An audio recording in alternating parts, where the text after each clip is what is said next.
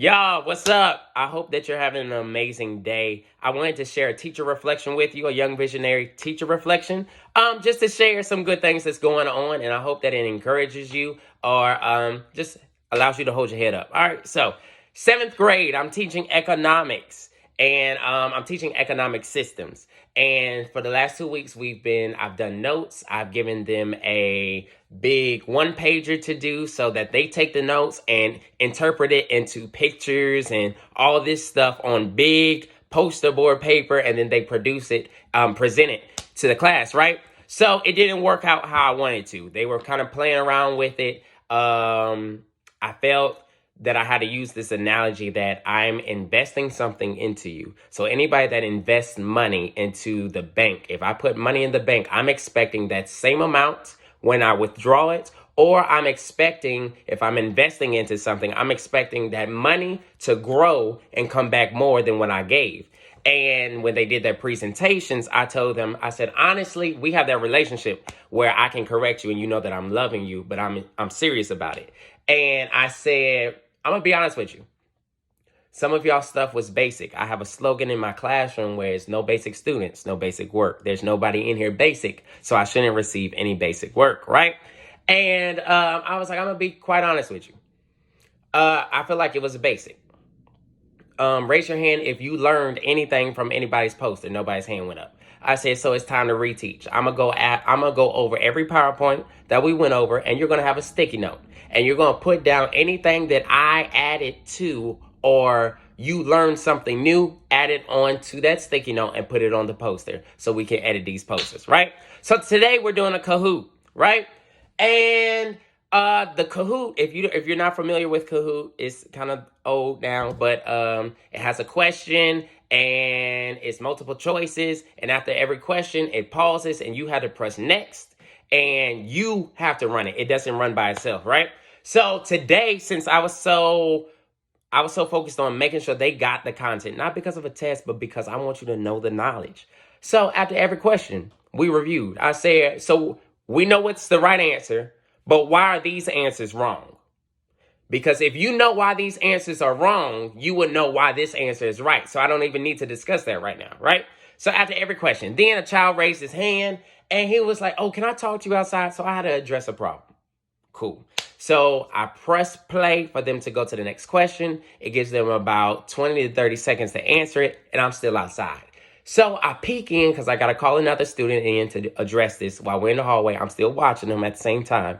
And I look in, and one of the students is like leading. Like the position that I was doing, discussing after why it's not what it is. He was doing that. And I was like, wait. I said, are y'all in here joking? They was like, no, we got it, Mr. Johnson. I was like, okay. So I handle what's going on outside, close the door, and I come back in. And they was like, oh, do I need to sit down? I was like, no, carry on. You got this. You got this. So I sat in the back and they went through each question. And he literally got up there and he was like, all right, guys, why is this wrong? And he would call on different people, completely operating with me without me in the room. Like I could have left and they would have been absolutely fine. And I was just in awe because I was just like, yo, this is the goal. Like this is a victory because our classroom management and the culture inside of our classroom should be built and structured in a way where it's a running machine. Like we don't always have to be the influencer. We do our teaching and we let them work the content. Let them get involved. Let them run the classroom. Let them lead. And today I was just sitting back like, yo, this is dope. Like I was so proud.